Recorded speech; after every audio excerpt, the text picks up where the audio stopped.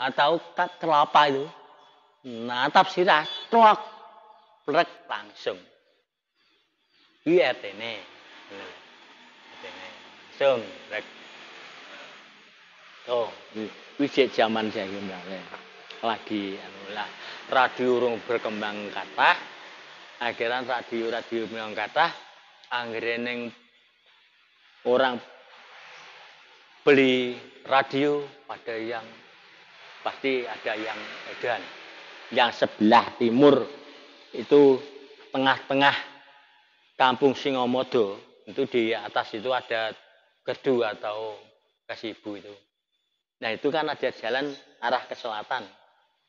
Nah sebelah barat itu boleh tayub atau kerawitan, yang timur tidak boleh ada suara ada. Yang tempatnya orangnya itu dekat banget dengan jalan itu, mepet rumahnya. Itu punya radio kecil seperti HP itu, kecil seperti itu. Hanya dicangklong, hanya untuk dengar sendiri di jalan itu pun enggak dengar. Itu akhirnya apa? Orangnya malam minggu wis nyetel narto sabdo karo ngrungokke sinden ki mau apa jam 1 malam keluar dari rumah.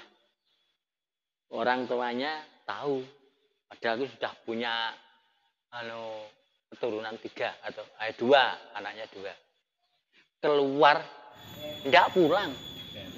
Sama radionya dibawa. Itu hari di mana tempat enggak bisa menemukan. Tah kemana enggak tahu. Sampai sekarang enggak pulang.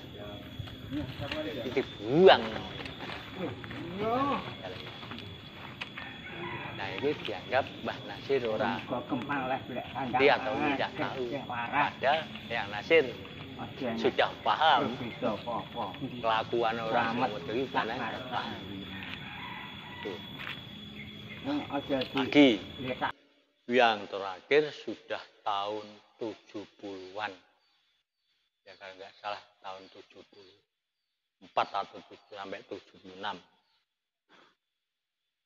Presiden Pak Harto zaman dulu ngembangkan yaitu kolam ikan. Nah, di sini yang di atas sana ada sendang.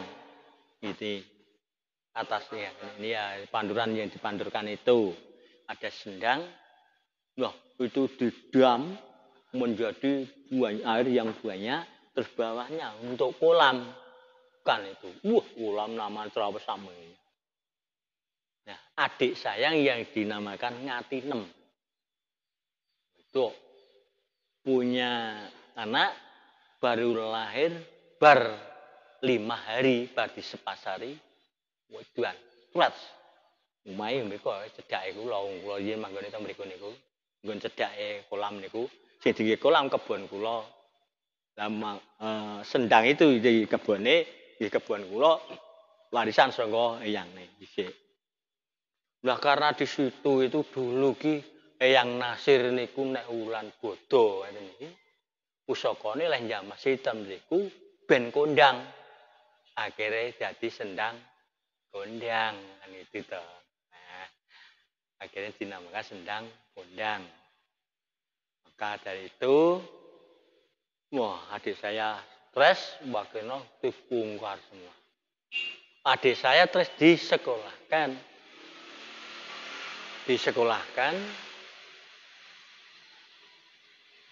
yang berangkat sekolah bukan jasadnya tapi sukmanya, yaitu di Bendalen. Bendalen itu di mendikui di Keyungan sudah ikut Purwodadi. Wah di sana selama 7 hari. Wah akhirnya wong mriku berangkat sekolah jam 8 pagi itu di utara dengan kemul jare itu harus jat ngkrok itu sudah amblas. Wis tunggu Buali jam 3 sore atau jam 4 pembuali ngkrok ngono yo gulung iki. Tuh. Tuh, akhirnya rakyat itu dikumpulkan. Tidak boleh yaitu tidak boleh mengadakan hiburan yang dinamakan hiburan yaitu seni krawit atau ledek. Nah, kita sampai sekarang, nah, karena sama-sama memahami, yaitu akhirnya orang di sini kalau sudah punya suami itu langsung ingin pindah. Yang orang tuanya sudah tua nggak ada, akhirnya jadi yaitu pekarangannya kosong menjadi hutan seperti ini. Ini kan dianggap di tengah hutan, sebenarnya ini pekarangan dulu. Nah itu, dulu itu dari yang saya namanya dulu Suro Menggolo punya keturunan yaitu Josemito punya keturunan lagi yaitu Kromo Karyo punya keturunan lagi yaitu Soweryo punya keturunan lagi dan namanya Slamet. Kayak ini. Nah, karena dulu ada dua putra yang pertama, paling kan ya ganti. Sini ada sini yang lebih tua yang mana atau yang berani di sini. Karena apa? Di sini dulu namanya Singomodo itu tempatnya itu dianggap jahat. Karena apa? Makhluk-makhluk yang di sini itu dulu banyak. Karena apa?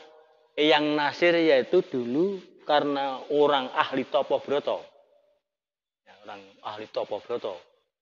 Ilmunya itu karena punya ilmu yaitu makrifat. Yang Nasir itu tahu sebangsa makhluk itu. Nah, sebangsa makhluk ada yang ingin gabung dengan yang Nasir. Boleh kamu gabung saya, tapi sandang pangan cari sendiri. Nah, itu akhirnya menjadi sejarah sampai sekarang. Yang Nasir meninggal, lah yang menjadi sabdo atau wewaler dari yang Nasir itu, itulah yang punya hak atau yang mengatasi. Seperti batas tanah wilayah itu dijaga oleh bahasa makhluk-makhluk. Siapa yang melanggar itulah yang minterno karena sandang pangan ini dari situ. Bukan yang Nasir yang karena sudah ada sabdo itu tadi. Karena yang Nasir bisa komunikasi dengan makhluk itu. Kalau orang tidak hebat, saya kira nggak mungkin bisa komunikasi kan. Jadi saya apalagi tahu pun enggak. Itu ya. Itu. Nah, akhirnya sampai sekarang seperti itu. Terus lagi sudah keadaan saya menjadi juru kunci atau yang pengurus di Makom Singomodo selama kurang lebih 23 tahun sampai sekarang sudah 23 tahun. Mungkin ada orang yang karena nggak tahu, ada orang yang nggak tahu, yaitu yang saya ketahui itu dari Purwodadi atau Gerobokan.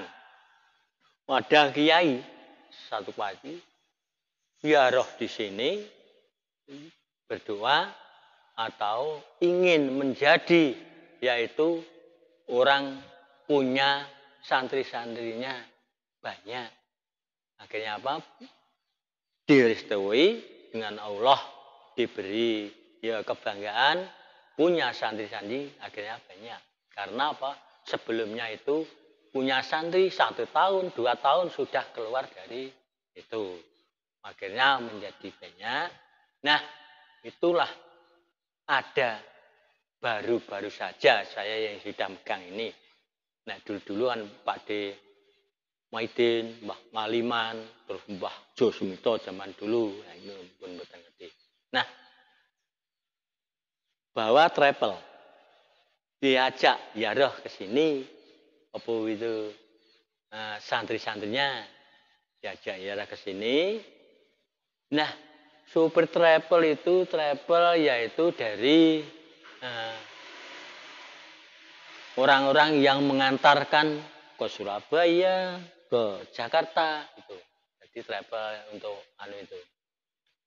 Orang yang perantauan itu. Nah, karena yo dulu niku orangnya itu enggak tahu nek di sini itu tidak boleh atau larangan suara atau sindiramen itu tadi. Nah, pas lewat namanya di Dukuh Ngerandu, Wetan Kecamatan Jenar. Itu ada orang punya hajat yaitu tayuban. Ada juga tuh banyak melihat karena di tepi jalan. Lah tahu ledek itu tetangganya. Akhirnya di sini yaitu ngerekam cari pancaran itu. Akhirnya ditinggal ke atas kali santri-santrinya itu nyetel radio di dalam mobil itu. Nah, Lal Tayub, kiainya turun, kowe niki ra kena. Ngono ledek kok kowe nyetel Tayub. Lah, ngopo? Wis pokoke ndak boleh kan itu. Pokoknya nggak boleh. Akhirnya dari sini kurang lebih jam 12 malam. Dari sini ingin pindah ke ini Alas Ketonggo. Utawi ke Ngawi, Alas Ketonggo. Di sebelah utara Mantingan ada lahan sawah. Di situ mobilnya travel itu ban 4 itu bisa kempes semua. Loh aneh toh. Kalau hanya jeglok atau bocor itu seharusnya kan hanya 1. Kok 4 iso bocor semua? Kok iso gembos semua? Akhirnya kiainya santrinya diturunkan karena bawa kijang cari tukang nambal atau akhirnya ya kompresor dengan alat-alat yang untuk membuka ban itu, ban mobil bawa semua. Copot, dirambang, enggak ada yang bocor. Kira kompor lagi, pasang, bongkar lagi, busang, bongkar. Sampai jam 4. Akhirnya tidak jadi ke Alas Tonggo, langsung kembali ke rumahnya. Nah, terus ustadznya baru percaya 100%. Sudah tahu, merasa aneh-anehan. Kalau gembos hanya 1 wajar. Kok 4, kok iso bareng? Akhirnya kan dioprok toh. Percaya nek bener-bener kene iki ra kena nggon ledek. Nah itu.